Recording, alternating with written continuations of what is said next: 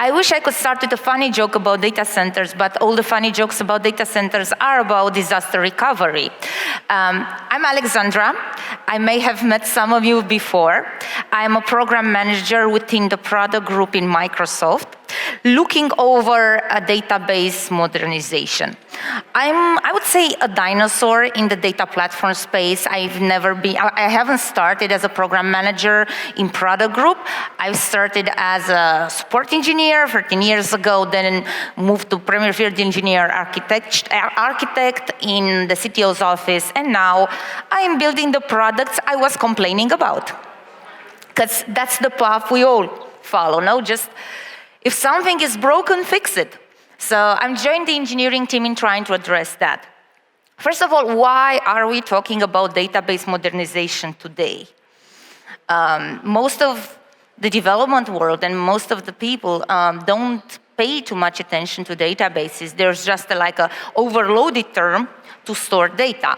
But there are so many flavors and so many intricacies that you get to find out only when you start digging in those issues, or when you have a page not found, or where, guess what, when your application is not working, then is when you find out that you actually have a database.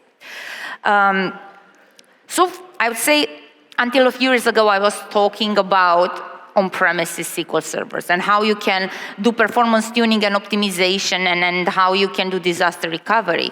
But that has changed over the last years, and that has been driven by the digital transformation and the need to actually modernize and migrate applications as well as databases to cloud.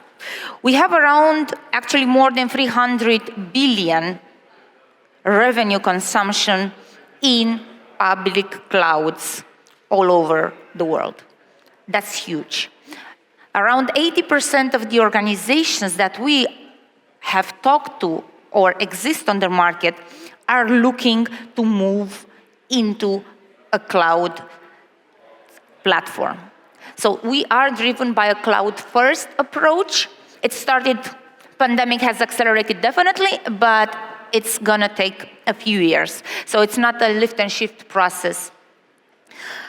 Before digging into the technicalities, let's first understand the difference between migration and modernization.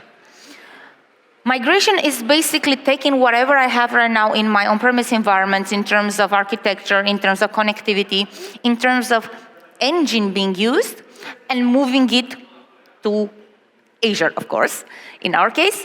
While modernization is the process of optimizing that architecture for the cloud resources. Because it's not always cost optimal or it's not always performance optimal. So it's not always a simple choice. Now, what about targets? Because everything right now, it's a database. Even data lake is considered as a database.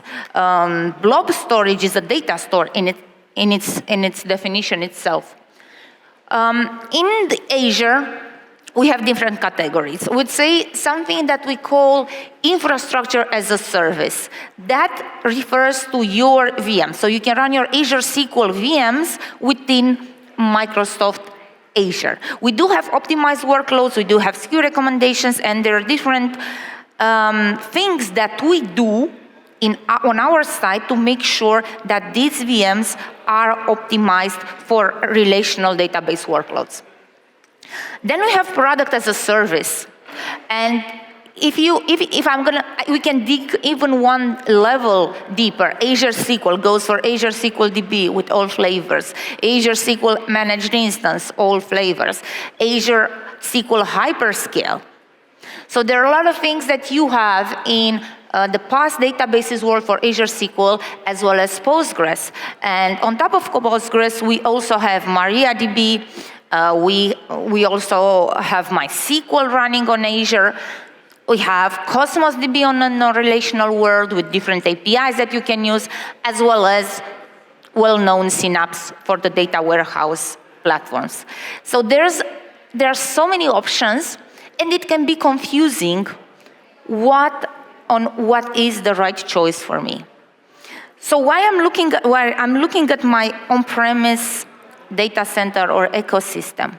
and I'm trying to find the right path or the right target for me in Azure, sometimes I just get lost. I don't know where to start, I don't know what to use, I don't know what I should look at. So we do have, to make it more confusing, we do have tools that can help you in the migration space. And that's something that me and my team have been building to accelerate. You already know Azure Migrate as a one-stop hub for at-scale migrations. Database migration assistant that allows you to assess on-premises workloads and find the right compatibility in Azure, as well as the right SKU recommendation. And from this point onwards, it's going to get more and more technical. So it was fun so far, but now we're just going to sort of speed up a little bit on the technical side. On something that I wanted to announce today in the migration world is the general availability of an extension we've built in Azure Data Studio. That extension is called Azure Migrate, or SQL Modernization to Azure. While we had all these granular different tools, the challenge was people did not know when to use and when. So we tried to rebuild that experience in Azure Data Studio and have a single shop for all migration-related questions or discussions. So the latest that we've launched, it was a few weeks ago, is the migration extension that's going to allow you to assess your on-premise SQL Server, find the right target in Azure, and also move the data. And we have two options to move the data, online and offline.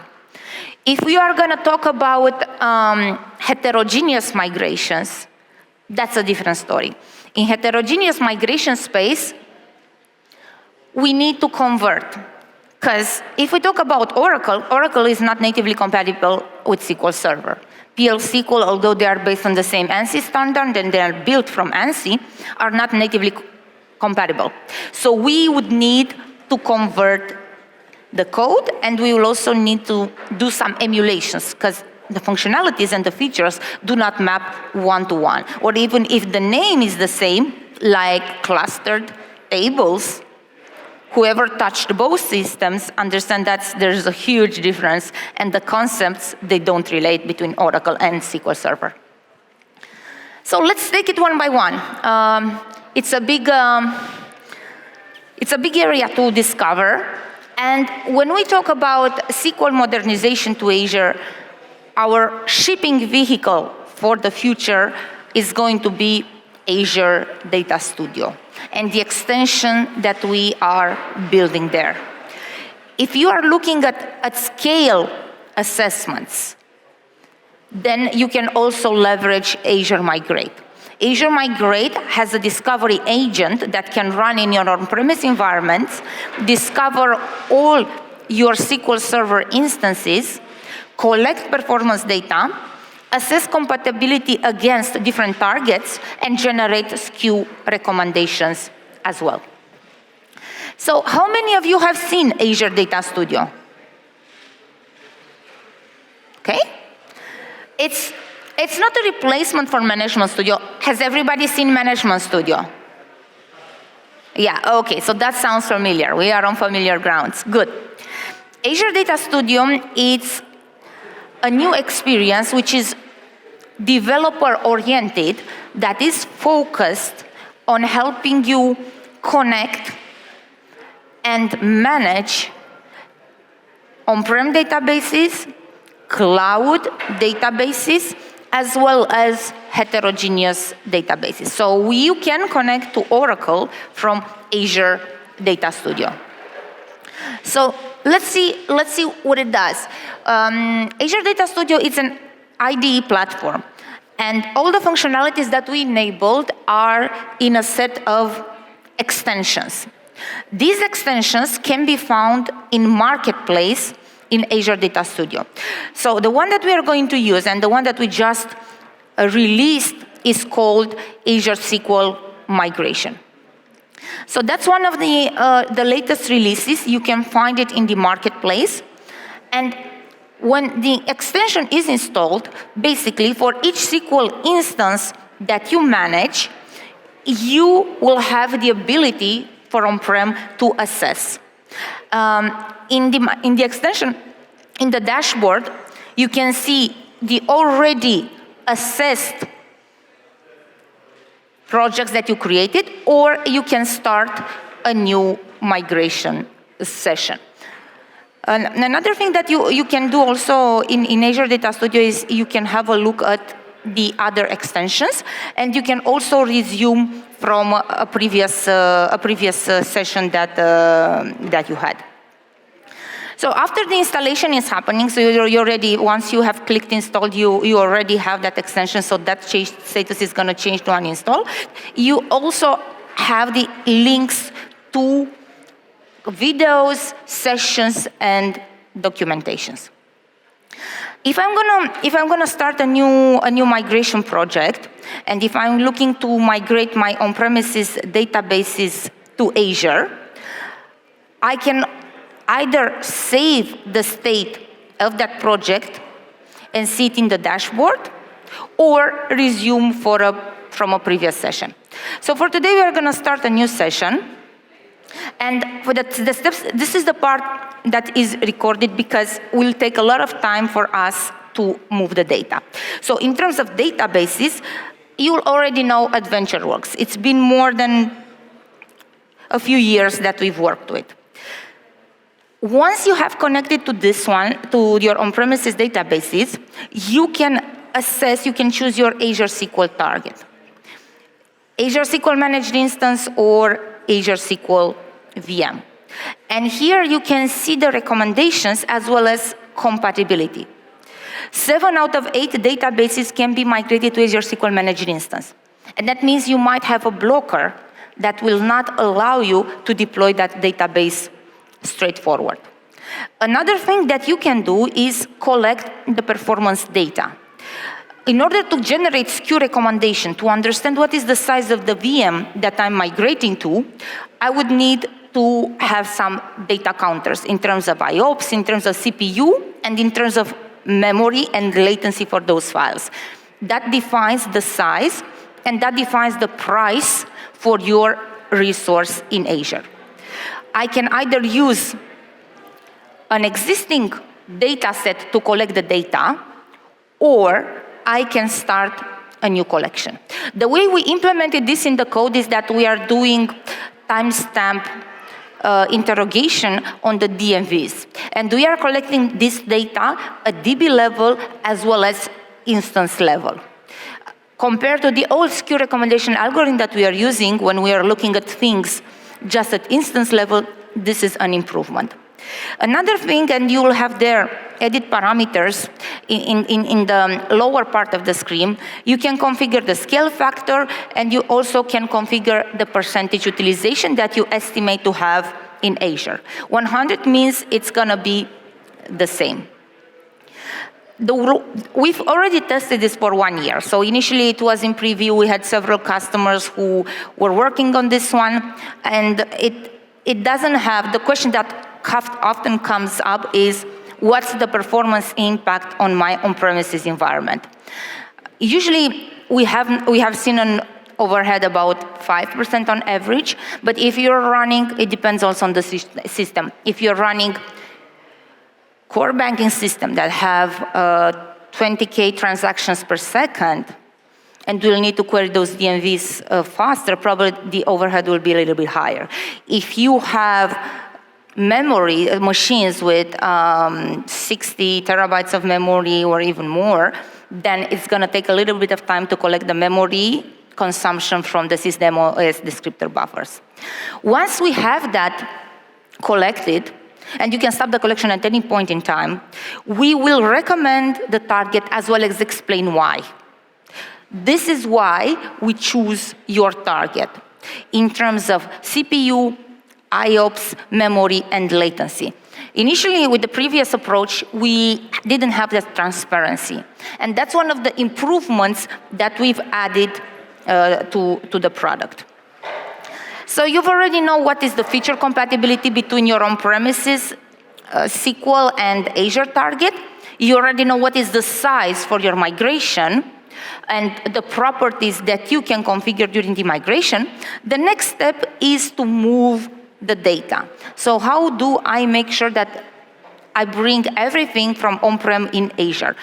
And systems don't always go offline. You can't always take systems easily offline and say, you know what, I'm just going to have a downtime of 2 days so I can transfer the data. And that's one of the reasons that we sort of developed a system that will allow you to move the data online. In order to do that, we are using data migration services orchestrator behind the scenes, and you would need to connect with your Azure account. So you'll have to provide the credentials, you'll have to provide the subscription details, as well as location. That's the target that you are gonna move to. So when we recorded the demo, we've used the East US location, and we've used one of the resource groups that we have created there. Both for Azure and the target existed already. In terms of migrations modes, there are two main migrations modes, online and offline. Online means we are going to do a backup restore, and after the initial backup restore, we will keep the data in sync using transaction log backups. That's a capability that we've enabled for MI behind the scenes, the ability to restore programmatically transaction log backups, and that's something that we, DMS and as well as Azure Data Studio, are using during this process. The second option is for us to do an offline migration. An offline migration is the equivalent of backup restore. You can store your backups in two different locations. It's configurable. One of them is in a local network share within your environment, from where the service can pick it up, and that means you need to open certain ports, you need to have the network connectivity between your on-premise environment and Azure. And the second option is store them in an Azure Blob container. For today's demo, we've used a local storage, and then we'll have the user account that's needed to be impersonated by the service to access that location. Because if you are going to store your backups within your on-premises, then we need to authorize our service account to access that location, and that is done through impersonation. Something that you may want to change during the migration process is the target database name. So if you want to restore it with a different name during the migration process, that's something that you can also customize. And behind the scenes, we are also using a storage account to store this information, and that's going to be picked up from your subscription. And you can, if you want to customize the resource group, you can also do that, and you can also customize your storage account. So we had initially 3 of them being created. Behind the scenes, we are using a database migration service, but code-wise, it's a different database migration service than what you have from the interface. If we are going to look behind the scenes of what's happening here, is actually we are using Azure Data Factory to orchestrate and sort of handle all this process. If you don't already have a database migration service being created, you can create one from Azure Data Studio without having to go to the portal and without having to provide all those details. And at this step, you'll probably wonder, but then how do I move my on-premises files without opening anything special? There's an option using self-hosted integration runtime, which is a sort of an option of, part of the Azure Data Factory engine that you can download and run within your environment. Does it have to be on the same machine as SQL Server? No, it doesn't have to be on the same machine as SQL Server. It has to be within the same network reach and the domain reach. Once I have everything ready, I'll also have some authentication keys to make sure everything is secure that I can use later on. I am ready to start the migration for my databases. So it's a little bit easier and a little bit straightforward than what you were doing before with a single step. And now the migration might take some time. If you're going to use an online migration, then you'll also have the capability to do cutover at a later state. And that's the beauty of the monitoring dashboard. You can see what is the migration status, and you can also cancel or stop the migration, as well as view the state for this migration. Everything happens within Azure Data Studio. Before, you had to switch between SQL Server Migration Assistant, you had to switch between your network share, then you had to go to the portal, and the states and the monitoring was not that well implemented.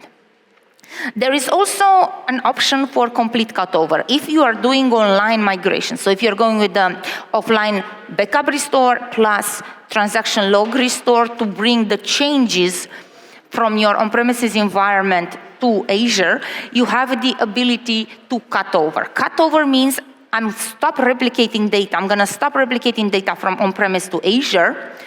I'm going to bring the target database online, and that is the point of no return. Once you bring your target database online, we can't restore it. And the information that we are going to provide here is the last log backup that we've restored, as well as the log backup which is currently pending. So at the cutover time, I'm acknowledging that I don't have anything else that I want to synchronize, and I'm just going to be happy to bring the database online. So that is for SQL, and we sort of try to unify the experience. There are a lot of demos have to be done there. There's a demo on the Azure Migrate that has the capability to assess and generate SQL recommendation at scale for multiple server with nice dashboards. But what about Oracle? How are we going to move from Oracle, and why should we move from Oracle? So the Oracle market space has changed a lot. Their strategy of not jumping into the cloud-first approach or jumping into the cloud-first approach a little bit later, together with some of the licensing politics that they have applied, has triggered a requirement for data center migrations for Oracle to other technologies. But why would people migrate? Is it just because of a cloud-first approach? No. Most of the times it's driven by the need of modernization, the need of integrating applications with a modern database platform, and as well as the need to build scalable solution. We've had in the past a lot of monolithic solution that would not scale, and you're just trying to even ourselves, we have tons of products. One in my own backyard, which is built on Windows Forms, and we're sort of trying to make it more scalable. We are sort of trying to make it run on Linux, and it was easier for us to build another more containerized solution, actually a set of components that we could bring together. So even ourselves, we changed the way we look at architecturing products and implementing products. There are a lot of migration drivers. Need for modernization, cost, data center maintenance costs, license expiration. And although we may have all the factors, it's not easy. I have tons of targets. Postgres, SQL with 20 versions of SQL, Postgres with a few versions as well.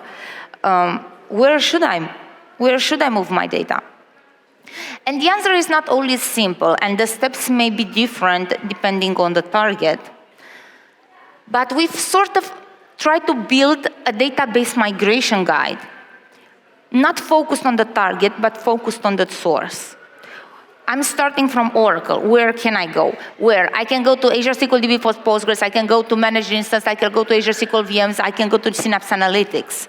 And for each of those migration paths, describe what are the tools, what are the steps, and what are the challenges that you might encounter. So that's a technical documentation, but it's sort of a step-by-step with print screen.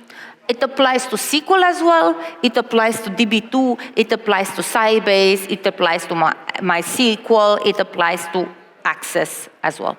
So we have different targets that have different migration paths and different stories. And it's available, you can find it at datamigration.microsoft.com. On Oracle, we have three main targets. One of them is Azure SQL, then we have Postgres, and we have VM as well. I'm going to sort of zip through it, so I'm just going to give it a little bit of time. I want to show you some of the tools we are building, some of the tools that we've built, and I want to also show you how you can access your application with a Visual Studio Code extension to identify the data access APIs, as well as potential dynamic PL SQL or T SQL code that you may need to convert later on. In Oracle to Azure SQL space, we have different phases. One of them is discovery, assessing, what is the best target for me, conversion, the actual data movement, and then cut over and operate. And here, it sort of looks like a crowded area with tools, and it can be confusing. But the roadmap in the future is to develop everything from end to end in Azure Data Studio. Where are we right now? Well, we just 1 week ago, we released, and you can find it on the marketplace, the Database Migration Assistant for Oracle. Database Schema Conversion Toolkit in Azure Data Studio, it's already there in preview. It can convert currently just the data structures, tables definition, sequence, synonyms, indexes, constraints. And on the data movement, I'm working on a solution, and I hope at the next conference, I'll be able to show you the end-to-end stack. So this is the future. This is the vision that we have. The second row is the vision. But what we currently have in terms of maturity is SQL Server Migration Assistant for Oracle, from Oracle to SQL. It is one of the tools that has been there for the market. We are trying to unlock new functionalities in the future, which is the bottom row. The tools that we showed address different stages, from assessment to data movement. Now, in terms of data movement, we have the same challenges as we did before.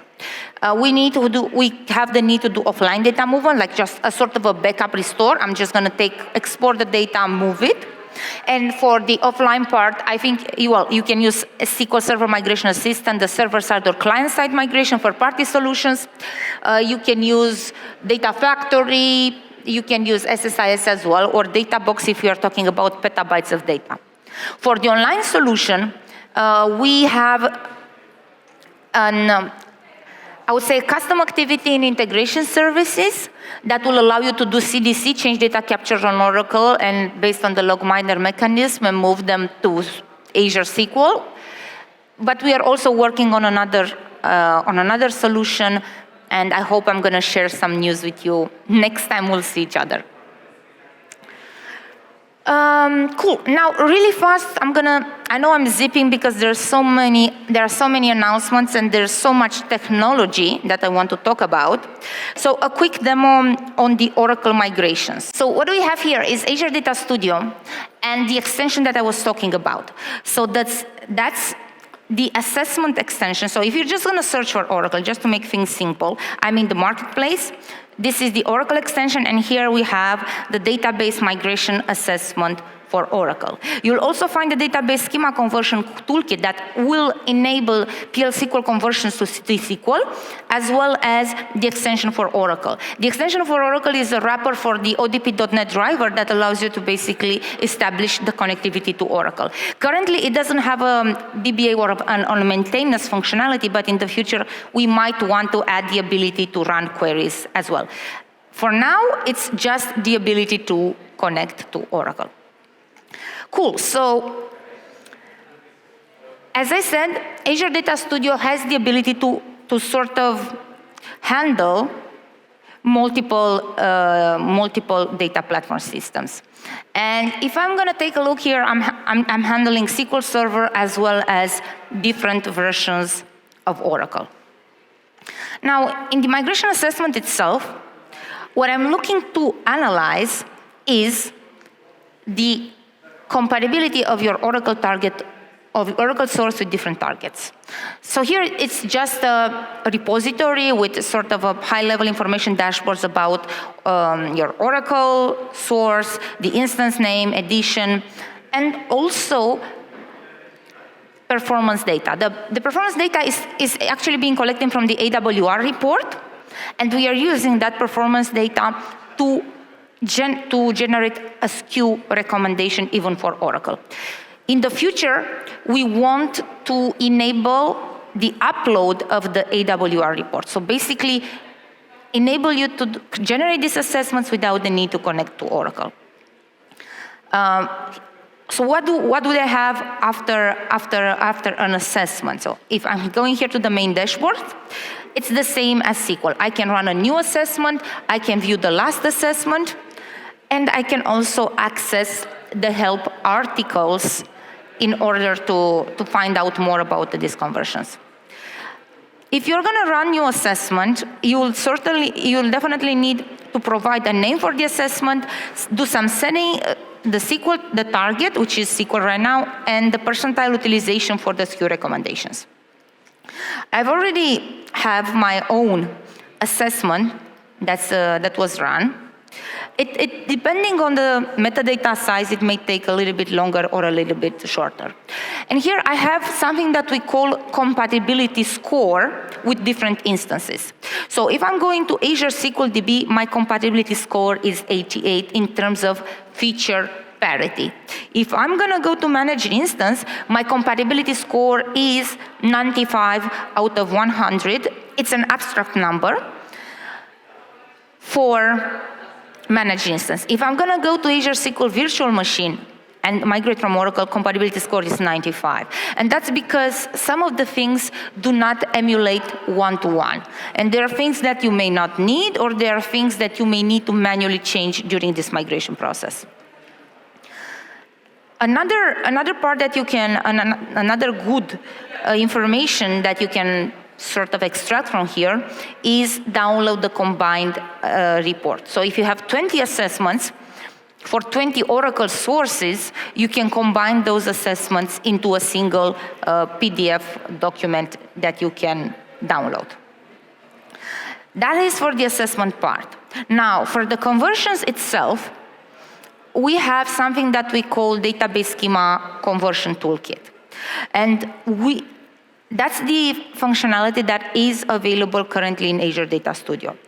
But in terms of complexity and in terms of feature parity, I would still show SQL Server Migration Assessment, as we in DSCT don't convert the code logic yet. So store procedure function packages, triggers, and views are on the roadmap. We are planning to release in the following weeks the conversions of select statement, which would enable us to also release the view conversion.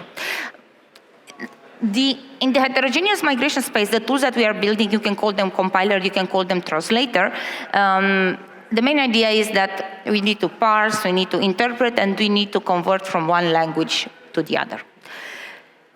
In SQL Server Migration Assistant, I am connected actually to the same target as before, so I'm connecting to my Oracle source. And I have a list of the tables, actually the objects, hosted under the HR schema. I can create a new migration project, I can use this current migration project. The part which I wanted to cover is the convert schema. So you will also, if you want, you can create a conversion report. I'm gonna just show you that. This is the conversion report that we currently have, and that's going to give you an idea about the number of objects which are being converted and the manual conversion time for each of those objects. And I can drill down in the schema itself. I can have a look at the procedures. I can have a look at the warnings, at the triggers. For example, I have a trigger that was unparsed. And the issue here is that that's something that we created on purpose. It's the declaration of how we ended the declaration with the reference of the schema, which is not supporting, causing a parsing error. We also have countries table, which was migrated, but here in the countries table, we'll have a warning on the object type, and that's with number. The number data type conversion, it's a whole presentation topic because it depends on the size of the number definition in Oracle, as we don't have a one-to-one mapping in SQL, but we adjust dynamically those conversions to float or to decimal depending on the size of allocation of number that we actually find in Oracle. And if you would like to convert, it's pretty simple. You're just gonna click Convert Schema. That's gonna create local objects here. I'm having a few objects which are invalid in the Oracle target, so that's why you get the warning about invalid objects. And at the end, I'll have my objects in my database, in my SQL database. I can have a look at the tables with the definition of those objects. And another great thing about SSMA is that I can see my initial code and my converted code. And that is for the table. If I'm gonna look at the T-SQL generated before and after, and that stands for store procedure, functions, objects, basically any PL SQL code that we can convert to T-SQL, you have a side-by-side comparison between source and target. And we are trying to build the same experience in Azure Data Studio. Another ability of SSMA, and that's another presentation on itself, is moving data. So once I have converted and deployed the schema, I also have the ability to, the button will be enabled and you'll have the ability to move the data from within SSMA. I recommend this just for small test environments or medium production environments or small production environments. If you're talking about petabytes or terabytes of data, we'll be better with exporting it and moving it with a data box solution from your data center to our data center. There are so many technical things that we are working on and we are looking to release in this space. On Oracle, we can migrate to Postgres as well. And usually the application, it's a very complex space. The application that we use there is Ora2PG. And we can also use DMAP. It's a partner solution that you can find on Azure for assessment if you're gonna go for Oracle to Postgres. We are working, currently our product group is working on a first-party solution to assess Oracle to Postgres. I hope that by September, October, I would say autumn this year, we may release it to the market. But not all Oracle workloads can be migrated as they are into Azure. So some of them cannot be converted to SQL or Postgres. We are talking about ERPs and strong dependency. And in that case, we have a migration guide for infrastructure as a service. So you have a lot of documentation, SKU recommendations on how you can lift and shift an Oracle VM from your on-premise environment and run it in an Oracle VM within Azure. And there are also certain performance considerations. That's another topic on itself. But what about application migration? So even when we talk about Oracle or even SQL Server, databases can be easily migrated, but what are we going to do about applications? There isn't a one-to-one compatibility all the time. So we would need to sort of change some things or adjust connection strings or even rewrite some applications. So what are we doing for that space? Well, we have the first step into that direction. That's called Data Access Migration Toolkit. It's a Visual Studio Code extension that can be used in order to find these entry points. Here I have a very simple Java application. It doesn't do a lot, just let me adjust that. So it's who'd have thought about a Microsoft employee showing a Java application, but I'm gonna show you how to migrate it.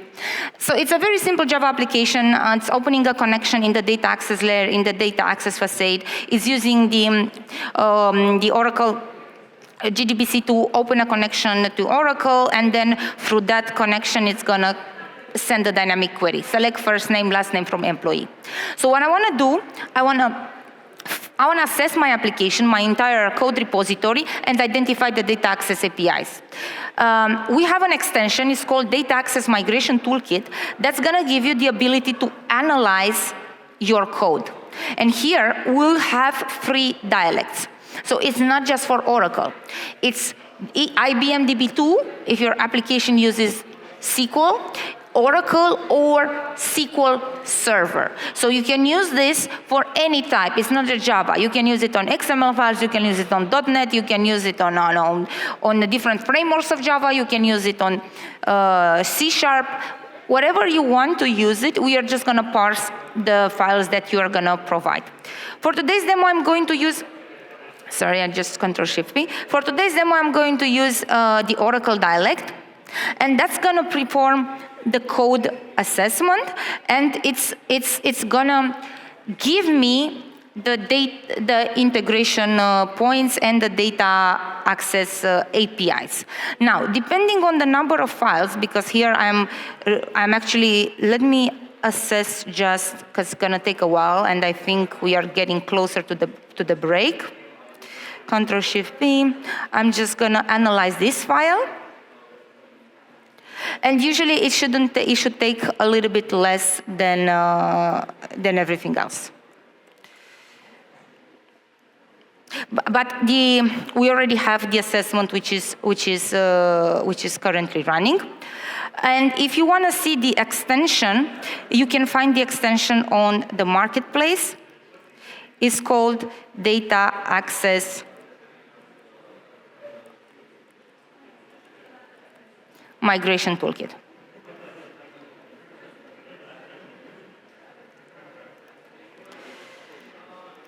Okay.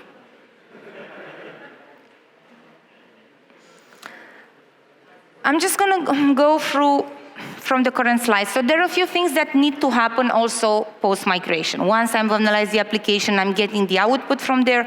There are a few things that I would like to see post-migration, and those are application remediation as well as redirecting and putting the new connection strings.